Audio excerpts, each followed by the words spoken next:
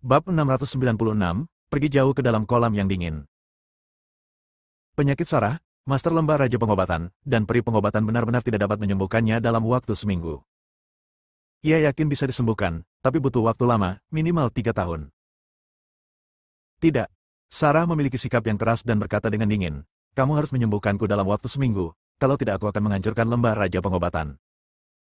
Bahkan jika kamu menghancurkan Lembah Raja Pengobatan dan membunuhku, kamu tidak akan bisa disembuhkan." Sarah menarik napas dalam-dalam, menenangkan emosinya, dan meminta maaf. "Maaf, saya tidak mengendalikan emosi saya, tapi, perintah pengobatan, saya benar-benar tidak punya banyak waktu. Saya hanya punya waktu 1 minggu. Setelah 1 minggu, saya harus bergegas ke Lang Besar. Anda adalah orang yang paling ahli dalam bidang kedokteran di Daxia. Jika tidak ada obat untuk Anda, lalu siapa yang bisa?" Medisin Immortal tampak serius. Selama ini, banyak rumor yang beredar tentang Tianmen. Ada rumor di dunia luar bahwa Tianmen adalah sekte jahat. Namun, kini sekte Tianshan telah menyerah kepada Tianmen. Dia secara khusus mengirim orang ke sekte Tianshan untuk memahami situasinya, dan mengetahui bahwa Tianmen tidak melakukan pembunuhan besar-besaran di sekte Tianshan, dan bahkan tidak ada satu orang pun yang terluka. Hanya saja Master Sekte Tianmen pernah bertarung dengan luka. Setelah berpikir sejenak, dia berkata, "Luka dalam di tubuh Master Sekte mungkin sembuh dalam waktu seminggu, tapi tidak ada yang bisa saya lakukan terhadap energi dingin dan dingin di tubuhnya." Sarah juga mulai berpikir. Sekarang dia mengalami luka dalam dan ki dingin, dan dia hampir tidak dapat bertahan lagi. Jika luka dalam dapat disembuhkan, bahkan jika ki dingin tidak dapat dihilangkan sepenuhnya dalam waktu singkat, hal itu tidak akan mempengaruhi kinerja kekuatannya. Terima kasih banyak, senior peri pengobatan. Sarah masih sangat menghormati peri pengobatan. Ini adalah senior yang sangat dihormati di dunia seni bela diri kuno. Meskipun kekuatannya tidak kuat, prestisnya sangat tinggi dan dia telah menyembuhkan orang-orang di dunia seni bela diri kuno. Cedera dalam pemimpin sekte itu sangat serius, dan akan sangat sulit untuk disembuhkan. Jika Anda ingin menyembuhkannya dalam waktu seminggu, Anda memerlukan semacam bahan obat. Sarah bertanya, "Bahan obat apa?" Peri pengobatan berkata, 9 daun bunga. "Apa ini?"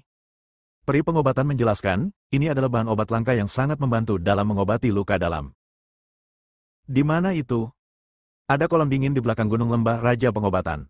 Jauh di dalam kolam dingin, terdapat bunga berdaun 9. Suhu di kolam dingin sangat rendah. Bahkan orang yang sangat kuat pun tidak bisa masuk jauh ke dalam kolam dingin untuk memetik bunga 9 daun di dasar kolam yang dingin." "Aku akan pergi." Sarah berdiri dan berkata, "Senior, tolong pimpin." Itu adalah satu-satunya harapannya untuk sembuh dan dia tidak ingin melewatkan kesempatan itu. Meskipun dia mengalami luka dalam yang serius sekarang dan masih ada ki dingin di tubuhnya yang merusak tubuhnya, memilih tanaman obat seharusnya tidak menjadi masalah. "Ya." Peri pengobatan berdiri, memberi isyarat mengundang, dan berkata, "Tuan, tolong." Peri pengobatan keluar kamar dulu. Di luar pintu, banyak murid Lembah Raja Pengobatan berkumpul. Semua murid ini memegang senjata di tangan mereka dan dalam keadaan siaga penuh. Melihat guru lembah dan guru klan Tianmen keluar, murid-murid ini mundur sedikit. Peri pengobatan sedikit menyerah dan memerintahkan, "Tidak apa-apa, semuanya, silakan mundur." "Ya."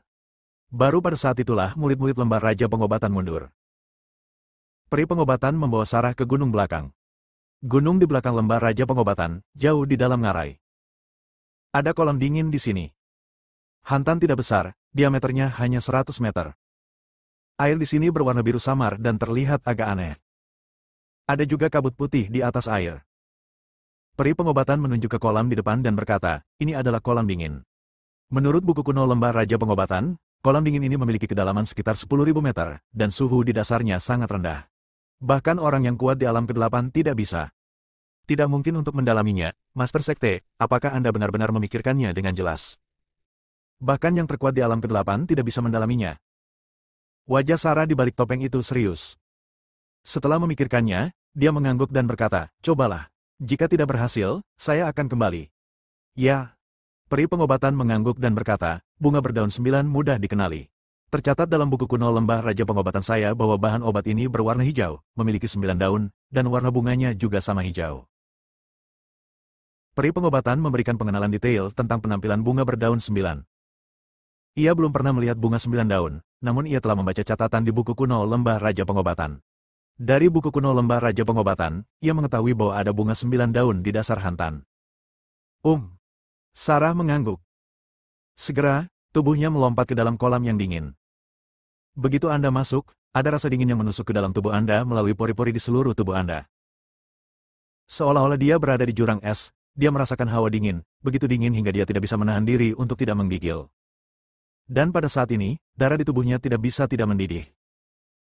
Darah mendidih memancarkan kekuatan agung. Kekuatan ini menyebar ke seluruh tubuh dan menahan udara dingin yang masuk ke dalam tubuh. Sarah terus melangkah lebih dalam. Semakin dalam Anda pergi, suhunya akan semakin dingin, bersamaan dengan tekanan air yang mengerikan. Tekanan airnya terlalu kuat, dan bahkan kekuatan darah kura-kura pun agak sulit untuk ditolak. Sekarang dia akhirnya mengerti mengapa peri pengobatan mengatakan bahwa bahkan ahli alam ke-8 pun tidak dapat menembus lebih dalam. Setelah menggunakan kekuatan darah kura-kura, kekuatannya berada di puncak alam ke-8, atau bahkan melampauinya. Sekarang dia tidak tahan dengan tekanan air. Saat ini, kulitnya sedikit sakit, seolah-olah dia sedang diremas oleh sesuatu. Saya harus bertahan, menemukan bunga 9 daun, menyembuhkan luka dalam di tubuh saya, pergi ke kerajaan Lang Besar, berpartisipasi dalam konferensi seni bela diri internasional, memenangkan tempat pertama, dan mengendalikan pedang para dewa. Sarah menghibur dirinya sendiri. Keyakinan yang kuat muncul di hati saya. Dia mengaktifkan energi aslinya dan menggunakan kekuatan darah penyu untuk terus masuk lebih dalam. 3.000 meter, 5.000 meter, 8.000 meter. Dia sampai di kedalaman 8.000 meter dari kolam dingin. Setelah tiba di sini, dia tidak bisa lagi bertahan dan masuk lebih dalam. Suhu di sini terlalu rendah dan tekanan air terlalu kuat. Selain itu, ada luka di tubuhnya. Setelah menggunakan seluruh kekuatannya, luka di tubuhnya juga terpengaruh. Selain itu, dia merasakan sakit yang parah di sekujur tubuhnya, dan ekspresi wajahnya di balik topeng berubah karena rasa sakit. Saat ini, Sarah menyadarinya. Dia harus pergi secepat mungkin. Jika tidak, Anda akan mati lemas. Saat cederanya kambuh lagi, dia panik. Dia terus berenang ke hulu. Namun kesadarannya menjadi semakin kabur. Saat ini, dia menjadi semakin gugup. Dia segera berenang menuju dinding batu, bersandar di sana, dan menarik batu. Gunakan kekuatan bebatuan untuk terus bergerak ke hulu.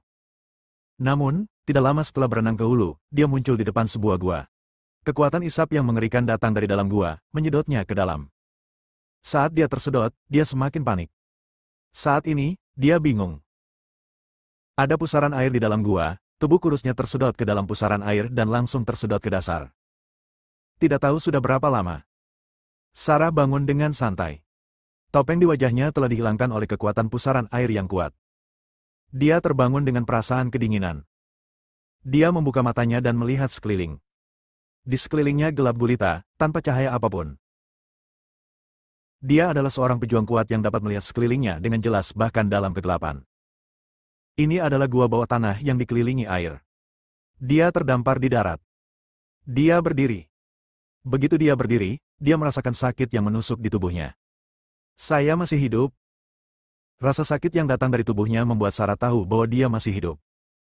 Memikirkan kembali apa yang terjadi sebelumnya, dia merasa ketakutan. Itu terlalu berbahaya. Untungnya, dia adalah seorang pejuang dan dapat bertahan untuk sementara waktu bahkan tanpa bernapas. Tempat apa ini? Setelah beristirahat sebentar, rasa sakit di tubuhnya berkurang banyak. Dia berdiri dengan susah payah dan melihat sekeliling dengan bingung. Bab 697, 81 Jarum Kepunahan. Sarah ditarik ke dalam gua di dinding batu, dan ada pusaran air yang kuat di dalamnya. Kekuatan pusaran air menariknya ke dasar. Dia tidak sadarkan diri. Disinilah saya terbangun. Dia tidak tahu di mana tempat ini. Dia melihat sekeliling, mencari jalan keluar. Berjalan ke pantai. Pantainya sangat basah dan tanahnya ditutupi lumut. Dia bergerak maju dengan hati-hati. Tidak lama setelah berjalan, tidak ada jalan keluar. Dia juga mengetahui situasinya di sini. Ini adalah gua bawah tanah, dan gua itu tidak besar, hanya sekitar 500 meter persegi. Dikelilingi oleh tembok batu dan tidak ada jalan keluar. Mustahil? Sarah berdiri di dalam gua yang gelap dan lembab, melihat sekeliling, menyentuh dagunya, dan berbisik pada dirinya sendiri, apakah kamu harus keluar dari air untuk pergi? Tidak ada jalan di sini. Keluar melalui air adalah satu-satunya cara. Namun, kini tubuhnya sudah tidak kuat lagi untuk menopang kepergiannya. Jika dia bertemu pusaran air yang kuat lagi, dia tidak akan seberuntung itu untuk bertahan hidup. Dia tidak peduli dengan kelembapan di tanah dan langsung duduk di tanah, mengaktifkan kekuatan darah kura-kura untuk menstabilkan luka di tubuhnya. Saat dia dalam penyembuhan, dia juga melihat sekeliling.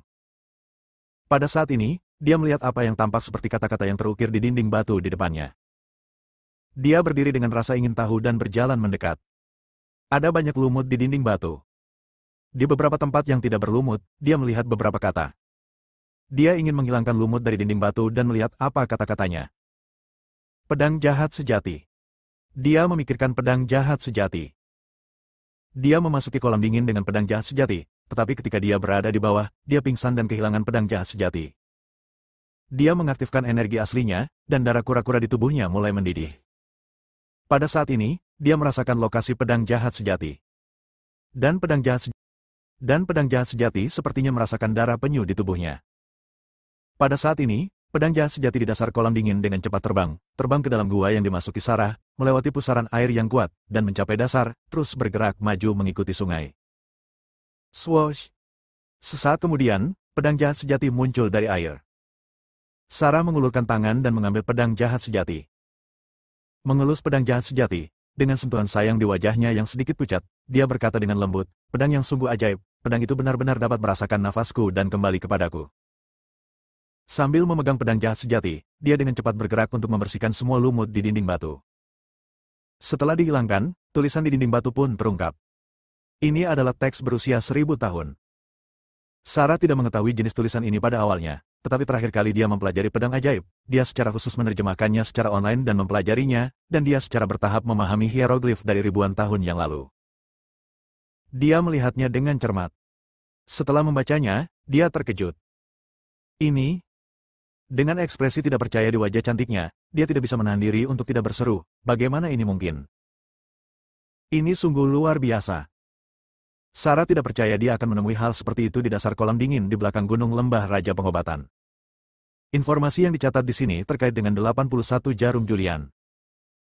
81 jarum yang menghadap ke langit dibentuk dengan mengambil alih ciptaan langit dan bumi. Mereka memiliki kekuatan pengerjaan yang luar biasa dan kemampuan untuk menghidupkan kembali orang mati. Namun, ada yin dan yang di langit dan bumi, dan semuanya terbagi menjadi dua tingkatan. Ada 81 jarum yang bisa menyelamatkan nyawa, dan ada 81 jarum yang bisa membunuh orang. Ada tiangan Qigong murni. Juga akan ada Qigong jahat bumi yang jahat. Ada kekuatan magis yang tak terkalahkan dari pertahanan yang tak terkalahkan, dan ada juga aura pembunuh yang tidak bisa dihancurkan dan tidak bisa dihancurkan. Ada pengobatan klasik, dan ada juga pengobatan klasik racun. Setelah melihat informasi ini, Sarah tampak terkejut dan tidak bisa menahan napas dalam-dalam. Dia sampai di kaki tembok batu. Di sini juga terdapat patung kepala naga. Namun, patung kepala naga itu telah lama runtuh dan berubah menjadi tumpukan batu, yang tidak disadari oleh Sarah sebelumnya. Dia membuang batu-batu itu. Sebuah lempengan batu terlihat. Dia masih ingat bahwa Julian juga memperoleh kitab suci medis jilid kedua di sebuah gua di bawah patung kepala naga. Dia membuka batu tulis itu. Ada juga sebuah kotak di bawah tanah. Sarah mengambilnya, memegangnya di tangannya, melihatnya dengan hati-hati, dan bergumam, bagaimana cara membukanya? Apakah Anda memerlukan 81 jarum untuk memusnahkannya? Namun, informasi di dinding tidak mencatat keberadaan 81 jarum tersebut. Dia tersesat dalam ingatan. Dia ingat 81 jarum Julian ditemukan di celah di tubuh naga. Dia mulai menggali bebatuan. Benar saja, setelah beberapa saat, dia membalik kabel hitam. Dia melihat ke arah kawat baja yang ternyata. Kecuali warnanya yang berbeda, semuanya sama dengan milik Julian. Dia masih ingat ketika Julian menikah dengan keluarga Hansel, dia menggunakan kawat baja yang terbuat dari 81 jahitan untuk mengeringkan celana dalamnya. Memikirkan hal ini, wajahnya memerah, dan dia tidak bisa menahan sedikit pun kebahagiaan di wajahnya. Dia memainkannya sebentar. Dia juga mengikuti petunjuk Julian dan menarik salah satu ujung kawat baja hitam. Tepat ketika dia menekan bagian atas kawat baja hitam, kawat baja itu langsung hancur dan berubah menjadi formasi hitam. Dia menghitungnya, tidak lebih, tidak kurang, tepat 81. Sarah menarik napas dalam-dalam. Apakah ini suatu kebetulan atau kehendak Tuhan? Dia tidak bisa memahaminya. Julian mendapat 81 suntikan yang menyelamatkan orang, tapi dia mendapat 81 suntikan yang membunuh orang. Selain itu, dia juga memperoleh sutra racun. Tapi belum dibuka kotaknya. Namun, dia tahu bahwa ada sutra racun di dalam kotak, dan itu juga mencatat Qigong jahat duniawi dan niat membunuh yang mengerikan. Setelah berpikir sejenak, dia mengambil 81 jarum pemusnahan dan memasukkannya ke dalam kotak. Klik. Kotak itu langsung terbuka. Memang ada sebuah buku di dalamnya. Karena disimpan dalam kotak dan dalam keadaan tersegel, maka terjaga dengan baik. Sarah melihat buku di tangannya dengan keraguan di wajahnya. Dia tidak tahu apakah harus membukanya dan melihatnya. Dia tidak tahu apakah akan mempraktikkan Qigong jahat duniawi yang tercatat dalam sutra racun untuk melatih aura pembunuh. Setelah memikirkannya, dia masih tidak bisa menahan godaan, membukanya dan melihatnya dengan serius. Saat ini, di wilayah Lang Besar, Kota Uta. Julian telah tinggal di Kota Uta selama sehari. Dia sedang menunggu hasil penyelidikan Wuzi. Ketika waktunya habis, dia membawa Kevin dan Sakura ke area Villa Dongdawan tempat Wuzi berada. Di villa. Apa, tidak ditemukan? Setelah mendengarkan laporan Wuzi, Julian menepuk meja. Bang! Meja itu langsung hancur dan berserakan di lantai. Julian berkata dengan marah, apa pekerjaanmu? Kamu begitu kuat sehingga kamu bahkan tidak bisa melakukan hal sekecil itu. Wuzi sangat ketakutan hingga keringat dingin mengucur di dahinya. Dia buru-buru menjelaskan, Fisher, Bos Fisher, saya benar-benar memeriksanya dengan cermat, tetapi saya benar-benar tidak dapat menemukan apapun. Saya tidak dapat memeriksa wanita itu, apalagi di mana wanita itu berada sekarang. Mendengar ini, Julian merasakan firasat buruk di hatinya. Tampaknya orang yang menangkap Camilla bukanlah kekuatan biasa. Jika itu adalah kekuatan biasa, Wuzi pasti akan mengetahui beberapa informasi. Sekarang tidak ada yang ditemukan. Dia tidak mempermalukan Wuzi, hanya bangkit dan pergi. Di luar. Kevin bertanya, Bos, apa yang harus saya lakukan? Julian berpikir sejenak dan berkata, saya ingin pergi ke tempat terjadinya kecelakaan Camilla secara langsung untuk melihat apakah saya dapat menemukan petunjuk. Ada kesungguhan dalam ekspresinya. Sekarang segalanya menjadi lebih rumit. Bab 698, Set N. Wuzi tidak dapat mengetahui apapun tentang Camilla, dan Julian juga tahu bahwa orang yang menangkap Camilla bukanlah kekuatan biasa. Dengan kekuatan Wuzi, dia masih belum bisa mencapai level ini. Sekarang Julian hanya bisa pergi ke negeri kecil Simon di perbatasan Lang Besar untuk melihatnya. Lihat apakah Anda dapat menemukan petunjuk. Mari kita lihat apakah kita bisa mengetahui siapa yang menculik Camilla. Ayo pergi ke Simon, Kevin, segera pesan tiketmu. Ya. Kevin mengangguk, mengeluarkan ponselnya, dan mulai memesan tiket di ponselnya. Sakura mengikuti Julian. Dia telah mengikuti Julian selama lebih dari sehari, tapi dia masih tidak tahu apa yang sedang dilakukan Julian atau siapa yang dia cari. Saudara Fisher, siapa yang kamu cari? Siapa orang bernama Camilla ini? Apakah ini penting bagimu? Apakah itu istrimu? Dia mengikuti Julian dan bertanya tanpa henti. Julian menggelengkan kepalanya sedikit dan berkata, tidak, masalah ini sangat rumit dan tidak dapat dijelaskan dalam beberapa kata. Terlebih lagi, ini adalah masalah Daxia. Bahkan jika saya memberitahu Anda mungkin tidak mengetahuinya. Oh. Sakura juga cukup tahu untuk tidak bertanya. Julian dan yang lainnya menuju ke bandara. Terbang ke Simon. Letaknya tidak terlalu jauh dari Simon. Pada jam 12:30 malam, ketiga orang itu muncul di Simon Country dan kota tempat Camilla ditangkap. Ini adalah kota yang relatif terbelakang. Kota ini tidak makmur dan tidak banyak penduduknya. Pada jam 12 malam, jalanan sepi. Mereka bertiga pergi ke rumah kontrakan tempat Camilla ditangkap. Menemukan pemiliknya. Pemiliknya adalah seorang wanita kulit putih berusia 50-an. Julian bertanya kepada orang-orang Daxia yang menyewa rumah di sini lebih dari 2 bulan lalu. Tuan Tanah berkulit putih berkata, banyak orang datang untuk bertanya selama periode ini. Saya telah mengatakan semua yang perlu saya katakan. Saya benar-benar tidak tahu di mana mereka berada. Bibi kulit putih itu jelas sedikit tidak sabar.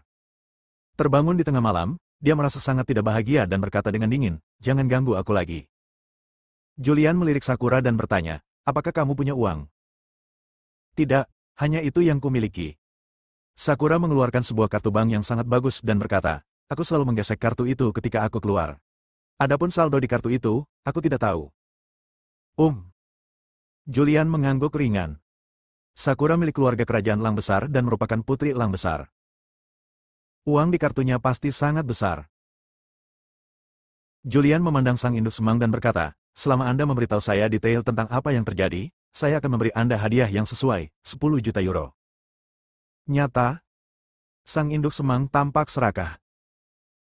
Cara dia memandang Julian dan yang lainnya berbeda, seolah-olah dia sedang melihat dewa kekayaan, dan sikapnya juga berubah 360 derajat. Kalian bertiga, silakan masuk, saya akan meluangkan waktu dan kalian akan bicara. Dia menyapa Julian dan yang lainnya ke dalam ruangan. Setelah sampai di rumah, dia pergi untuk membuat teh. Setelah membuat teh, dia memandang Julian dengan penuh semangat dan berkata, beri aku uangnya dulu. Julian melirik Sakura dan berkata, transfer uang. Oh. Sakura berkata oh. Dia adalah putri elang dan tidak khawatir tentang makanan dan pakaian. Dia tidak pernah khawatir tentang uang. Tapi uang hanyalah angka baginya. Akun?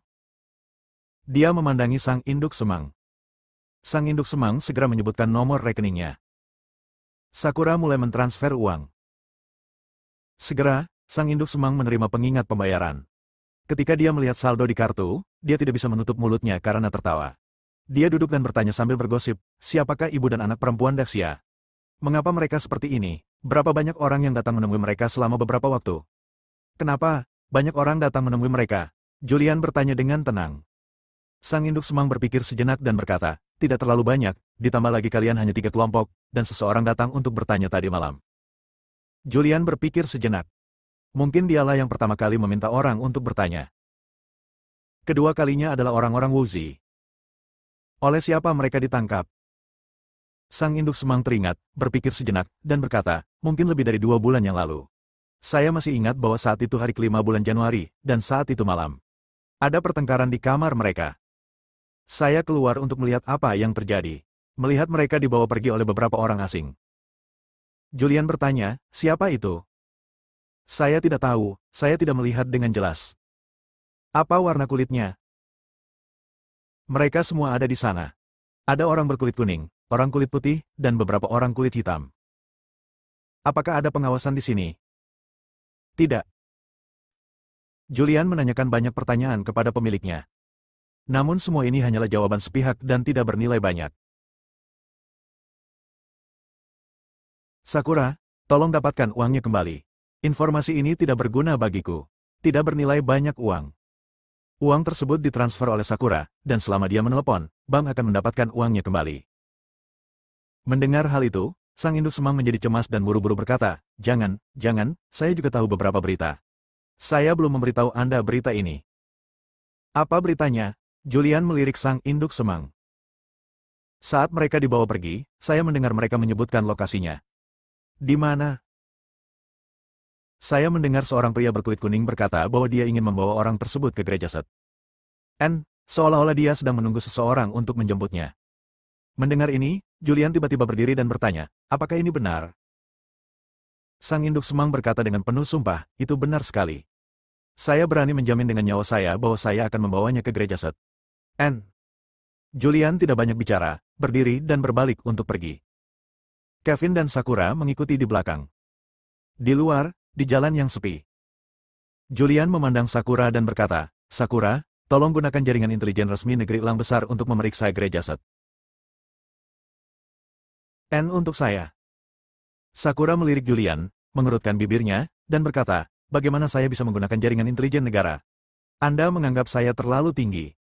Kamu adalah seorang putri. Memang benar saya seorang putri, tapi saya tidak berpartisipasi dalam politik. Kalau begitu panggil ibumu. Aku akan menelepon dan bertanya. Sakura berjalan ke samping, mengeluarkan ponselnya, menelepon ibunya, dan memberitahu Ratu tentang permintaan Julian. Ratu langsung setuju tanpa ragu-ragu. Sakura, beritahu Julian bahwa aku akan segera memeriksanya dan memberinya informasi dalam waktu setengah jam. Ya, Ibu. Sakura menutup telepon, berjalan menuju Julian, dan berkata, Ibu berkata, segera periksa. Kamu bisa mendapatkan informasinya dalam waktu setengah jam. Julian mengangguk, dia tidak terburu-buru dan menunggu dengan sabar. Kurang dari setengah jam kemudian, kabar datang dari Ratu. Julian melihat informasi yang dikirim oleh Ratu. Gereja Set adalah gereja yang sangat kecil, yang merupakan kantor pusat dari sebuah gereja yang sangat kecil. Gereja ini disebut Set Tidak banyak anggota di gereja ini. Jumlah total orang percaya adalah sekitar 200.000. Lokasi gerejanya tidak jauh. Setelah mengetahui hal ini, Julian dan yang lainnya segera pergi ke gereja St. Anne. Pada saat yang sama, di Daxia, di dasar Hantan di belakang gunung lembah Raja Pengobatan, Sarah memandang sutra racun dengan serius. Poison Classic mencatat racun yang luar biasa dan cara menggunakan 81 jarum pemusnahan. Bahkan ada Qigong jahat bumi yang menakutkan dan aura pembunuh yang kuat di atasnya. Setelah membaca sutra racun, Sarah tergerak. Karena berlatih Qigong jahat duniawi dapat menyerap yin dan Qi dingin di dalam tubuh dan mengubahnya menjadi Qi jahat duniawi. Bahkan bisa langsung menyerap kekuatan darah penyu yang ada di dalam tubuhnya. Semakin kuat roh jahat bumi, semakin mengerikan niat membunuh yang ditimbulkannya. Bab 699, memasuki Kastil St. Anne. Artificial Qi merupakan jenis Qi yang relatif feminin, dengan atribut dingin dan yin. Ini persis kebalikan dari Tiangang dan Xiang Ze Qi yang dikembangkan Julian.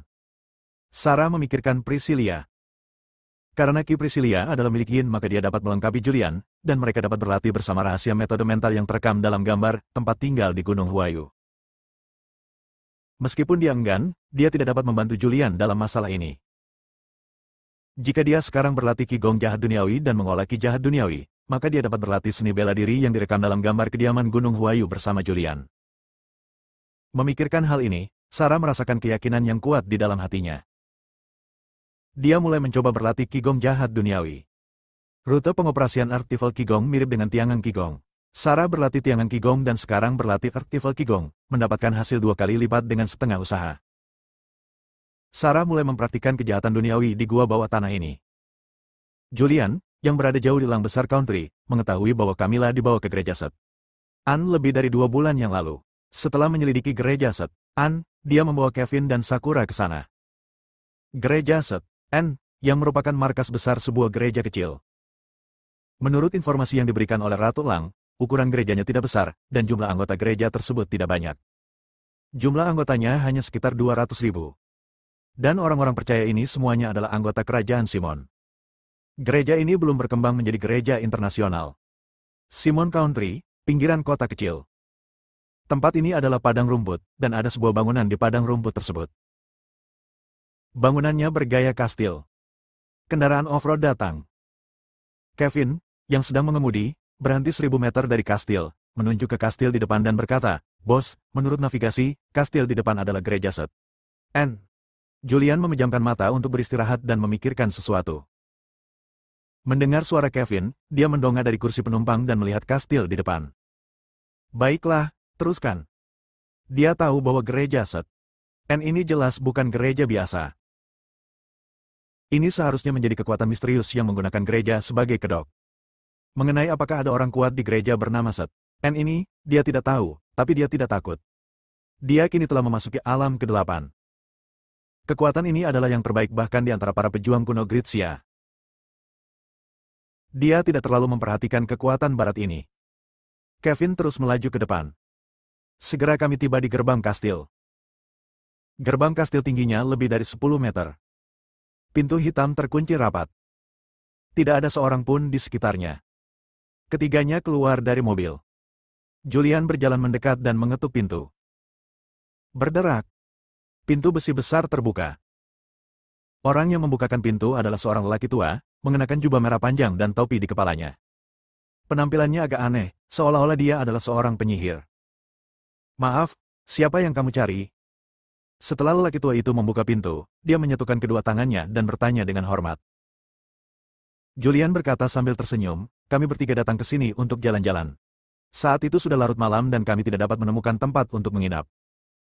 Saya melihat sebuah gereja di sini. Saya ingin tahu apakah kami bisa bermalam." "Tidak masalah, masuklah." Orang tua yang mengenakan jubah dan topi merah memberi isyarat mengundang dan membawa Julian masuk. Di bawah kepemimpinan orang tua itu, Julian dan yang lainnya memasuki gereja. Pemandangan di dalam kastil tidak istimewa, dengan beberapa pohon tinggi ditanam di sekitarnya.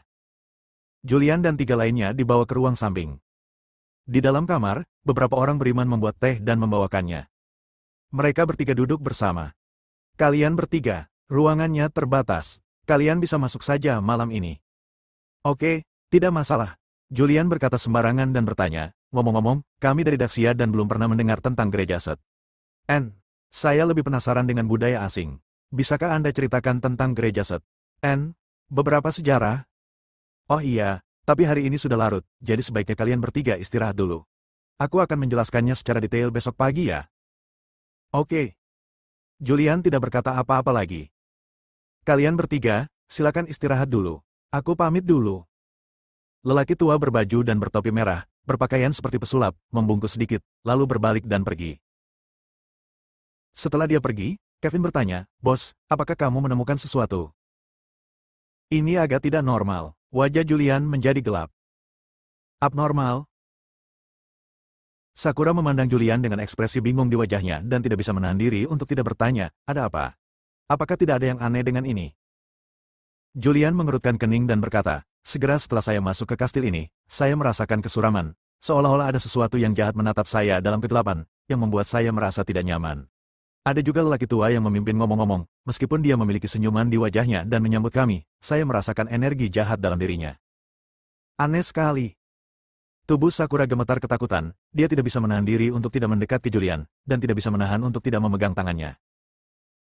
Dengan ekspresi ketakutan di wajahnya yang cantik, dia berkata, "Saat kamu mengatakan itu, seluruh tubuhku merasa tidak nyaman. Ayo cepat pergi agar tidak kehilangan nyawa kita." Julian dengan lembut mengambil tangan Sakura dan memegang tangannya sendiri.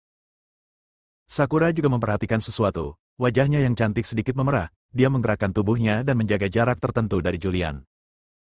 Julian melanjutkan, "Kastil ini jelas tidak sesederhana itu. Kalian tidurlah dulu. Saya akan memeriksanya di malam hari dan menjelajahi bagian bawah kastil ini untuk melihat apakah saya dapat menemukan Camilla secara diam-diam. Saya dapat menemukan yang terbaik. Jika saya tidak dapat menemukannya, maka satu-satunya hal yang dapat saya lakukan adalah menunggu sampai besok dan bertanya langsung pada intinya. Jika saya tidak dapat bertanya, saya harus berjuang." Julian berkata dengan sedikit ekspresi suram di ekspresinya. Kevin mengingatkan, "Bos, hati-hati." Julian tersenyum tipis, "Ini bukan sarang naga atau harimau. Tidak ada yang perlu dikhawatirkan. Terserah kamu. Awasi Sakura dan jangan biarkan dia berkeliaran. Aku pergi tidur." Sakura tidak repot-repot memperhatikan Julian, menguap, berjalan menuju tempat tidur di sebelahnya, dan langsung jatuh ke tempat tidur. Julian dan Kevin sedang mengobrol dengan tenang. Kevin bertanya, "Bos, menurut Anda siapa orang-orang di gereja Set?" Julian menggelengkan kepalanya sedikit dan berkata, "Saya tidak tahu, tapi menilai dari bau di sini, dia jelas bukan orang baik. Anda tetap di kamar dan jangan bergerak. Saya akan keluar dan lihat." "Ya." Julian berdiri dan datang ke pintu kamar, merasakan pemandangan di luar pintu. Setelah tidak menemukan siapapun di luar pintu, dia membuka pintu dan berjalan keluar. Ia melihat sekeliling, lalu langsung menginjak tanah, terbang ke udara, dan muncul di atap rumah. Setelah beberapa kali mengelak, dia muncul di titik tertinggi kastil. Dia berdiri di titik tertinggi dan memandang seluruh kastil. Kastil ini cukup besar, tanahnya sekitar 10 hektar. Kastil ini agak bobrok dan terlihat berusia ratusan tahun. Julian menutup matanya dan memperhatikan perasaan kastil dengan serius. Dia adalah prajurit tingkat 8 dan memiliki indera yang sangat kuat. Dari persepsinya, dia mungkin mengetahui bahwa setidaknya ada 3.000 orang yang tinggal di kastil ini. Pada saat ini, dia sepertinya mendengar jeritan yang menyedihkan. Dia sedikit mengernyit. Apa yang terjadi? Kenapa ada teriakan? Dia mengidentifikasinya dengan cermat. Di bawah tanah, ada ruang rahasia di bawah kastil ini. Julian mengerutkan kening dan bergumam pelan. Bab 700, dipaksa. Samar-samar, Julian mendengar teriakan. Setelah mengidentifikasi dengan cermat, dia merasakan bahwa tangisan itu datang dari bawah tanah. Dia juga menduga bahwa penjara bawah tanah harus dibangun di bawah kastil, dan banyak orang dipenjara di penjara bawah tanah tersebut. Adapun siapa orang-orang ini yang dipenjara, dia tidak tahu. Dia berdiri di titik tertinggi kastil, tenggelam dalam pikirannya. Setelah beberapa saat, dia memutuskan untuk menyelinap ke ruang bawah tanah jauh di bawah tanah untuk memeriksa situasinya. Dia melihat sekeliling kastil dengan hati-hati. Cobalah untuk menemukan pintu masuk ke ruang bawah tanah. Namun, setelah lama mencari, saya tidak dapat menemukan lokasi pintu masuknya. Dia duduk bersila di titik tertinggi kastil, memejamkan mata, dan otaknya memasuki kondisi jernih. Ada banyak suara di telingaku. Semua suara ini adalah pertukaran antara orang-orang di kastil. Dia secara otomatis memblokir suara-suara ini. Namun, saat ini, dia mendengar percakapan tersebut. "Tuan, Ada orang dari Daxia yang memasuki kastil malam ini. Siapa? Yang satu berkulit putih, yang satu agak hitam, dan yang satu lagi berkulit putih. Mereka bilang mereka adalah turis yang tidak bisa menemukan tempat tinggal dan tinggal di kastil selama 1 malam. Namun, pemuda cantik itu memegang pedang seharusnya bukan turis biasa. Saat ini kami tidak bisa menimbulkan masalah apapun. Kalau orang biasa, kami akan mengirimkannya besok pagi. Jika ada motif tersembunyi, selesaikan secepatnya. Ya, saya akan segera memeriksa detail ketiga orang ini. Arah asal suara itu tidak jauh dari tempat Julian berada, di ruangan yang jaraknya lebih dari 20 meter. Pemimpin? Julian mengerutkan kening setelah mendengar nama ini. Pada saat ini, dia juga menebak bahwa yang disebut pemimpin itu adalah bos gereja Set. Dan suara lainnya adalah lelaki tua yang membawanya ke kastil. Dia ingin pergi ke ruang bawah tanah jauh di bawah tanah untuk memeriksa situasinya. Sekarang sepertinya hal itu tidak perlu dilakukan. Langsung saja temui pemimpinnya. Dia mengidentifikasi arah. Segera, tubuhnya melintas dan dia terbang dari titik tertinggi rumah, terbang ke depan. Dalam sekejap, dia muncul di depan pintu sebuah kamar. Begitu dia tiba, pintu terbuka, dan seorang lelaki tua berjubah merah dan bertopi membuka pintu dan berjalan keluar. Ini adalah orang tua yang membawa Julian ke kastil sebelumnya. Ketika dia melihat Julian, dia tidak bisa menahan diri untuk tidak terkejut. Julian tidak menunjukkan belas kasihan dan langsung mengambil tindakan, menamparnya dengan satu telapak tangan. Kekuatan telapak tangan yang kuat langsung menyerang lelaki tua itu. Dia terlempar ke belakang oleh kekuatan yang menakutkan dan terbang mundur ke dalam ruangan. Dan Julian mengikuti dan masuk. Begitu dia memasuki rumah, dia melihat tubuh lelaki tua itu melayang di udara, dan dia ditangkap oleh kekuatan yang kuat. Di belakangnya, duduk seorang pria parubaya. Pria ini berkulit putih, tinggi dan mengenakan jubah emas. Dia mengangkat tangannya, dan energi ki yang besar muncul di telapak tangannya. Kekuatan ki ini menyeret lelaki tua yang terlempar ke udara. Dia berhenti. Orang tua itu juga mendarat dari udara, berdiri di tanah, mundur beberapa langkah, dan muncul di depan pria parubaya berjubah emas, menatap Julian dengan waspada. Pria parubaya berjubah emas perlahan berdiri, menatap Julian, ekspresinya serius, dan bertanya dengan suara dingin, "Siapa kamu, dan apa yang kamu lakukan di kastil Set?" Milikku." Julian melirik pria parubaya berjubah emas. Dia merasakan aura yang sangat kuat pada orang ini. Aura ini tidak lebih lemah dari prajurit 6 alam. Dia tidak bisa menahan diri untuk tidak mengerutkan kening. Dia tidak menyangka pria kuat yang begitu menakutkan akan bersembunyi di tempat kecil seperti Simon. Namun, dia yakin. "Kamu seharusnya bisa menebak siapa aku." Prajurit kuno Daxia. Itu benar. Aku, Kastil Saint Anne, tidak punya dendam dengan para pejuang kuno Gritsia. Apa maksudmu? Tidak ada dendam? Julian tersenyum tipis, lalu wajahnya berubah muram, dan dia berkata dengan dingin, "Kalau begitu izinkan saya bertanya, apakah ibu dan anak perempuan Daxia dibawa ke sini 2 bulan lalu?" Wajah pemimpin Saint Anne sedikit berubah. Ekspresinya mengkhianatinya, yang membuat Julian yakin bahwa Camilla dan ibunya benar-benar dibawa ke sini. Aura menakutkan tiba-tiba keluar dari tubuhnya. Tubuhnya bersinar dan dia muncul di depan Paus Saint Anne dalam sekejap. Kecepatannya sangat cepat sehingga sebelum pemimpin Saint Anne bisa bereaksi, pedang panjang sudah terpasang di lehernya. Julian telah mencabut pedang penyiksaan dan meletakkannya di leher pemimpin Saint Anne. "Jangan bilang aku tidak memberimu kesempatan untuk hidup. Selanjutnya, apapun yang aku minta, kamu jawab. Jika jawabanmu tidak memuaskanku, jangan salahkan aku." Suara dingin Julian muncul di benaknya. Ketakutan muncul di hati Saint Anne. Dia pria yang kuat, pria yang sangat kuat. Peringkat ke-32 di peringkat dunia. Peringkat dunia adalah daftar paling otoritatif di dunia. Dia berada di peringkat 32, yang berarti hanya ada 32 orang di dunia ini yang bisa mengalahkannya. Namun, menghadapi prajurit kuno dari Daxia ini, dia bahkan tidak memiliki keinginan sedikit pun untuk bertarung. Jika prajurit Daxia kuno ini ingin membunuhnya, dia pasti sudah menjadi mayat sekarang. Butir-butir keringat muncul di dahinya. Butir-butir keringat bergulir ke bawah dan segera membasahi jubah emas itu. Tarik napas dalam-dalam dan paksa diri Anda untuk tenang. Kamu, apa yang ingin kamu tanyakan?" Dia ingin menenangkan diri, tetapi ketika dia membuka mulut, giginya gemetar dan dia bahkan tidak bisa berbicara. 2 bulan lalu, apakah ibu dan anak Daxia dikirim ke sini?" "Ya." Pemimpin Saint Anne tidak berani menyembunyikannya sama sekali. Julian mengambil foto Camilla dan bertanya, "Apakah itu dia?" "Ya." Julian berteriak dengan dingin, "Di mana dia sekarang?" Saya tidak tahu. Apa? Aura menakutkan muncul dari tubuh Julian. Di bawah pengaruh nafas ini, menjadi sulit bagi pemimpin Saint An untuk bernapas, dan segera wajahnya menjadi merah, seolah-olah dia akan mati lemas. Saya benar-benar tidak tahu. Pemimpin Set N berkata dengan susah payah, mereka memang dibawa ke sini, tetapi dalam beberapa hari, mereka dibawa pergi. Siapa yang membawanya pergi, kemana mereka membawanya, dan siapa orang yang menangkapnya? Julian dengan tenang menanyakan beberapa pertanyaan dalam satu tarikan napas. Ya. Pemimpin Saint An sedikit ragu-ragu. Namun, saat ini, dia merasa lehernya tergores dan darah mengucur.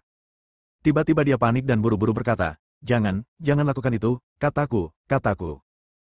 Julian menatapnya dengan dingin. Butir-butir keringat terus mengalir di dahi pemimpin Saint An. Saya tidak tahu siapa yang menangkap mereka, dan saya tidak tahu kemana mereka dibawa. Saya hanya tahu bahwa mereka dibawa pergi oleh orang-orang dari Sekte Tianyi. Julian bertanya lagi, apa asal mula Sekte Tianyi? Ini, bagaimana aku bisa memberitahumu ini? Sekte Tianyi telah diwariskan selama ribuan tahun. Aku tidak bisa menjelaskan asal-usulnya dengan jelas. Aku hanya bisa memberitahumu bahwa pemimpin Sekte Tianyi berada di peringkat ketiga dalam daftar-daftar surgawi. Dia adalah orang dengan peringkat tertinggi di dunia saat ini. 3 orang terkuat teratas. Daftar surgawi? Julian sedikit terkejut. Apa ini? Ini adalah pertama kalinya dia mendengarkan daftar surgawi ini. Pemimpin gereja menjelaskan, peringkat surgawi adalah peringkat orang-orang kuat dari seluruh dunia, kecuali para pejuang kuno Daxia. Bersambung.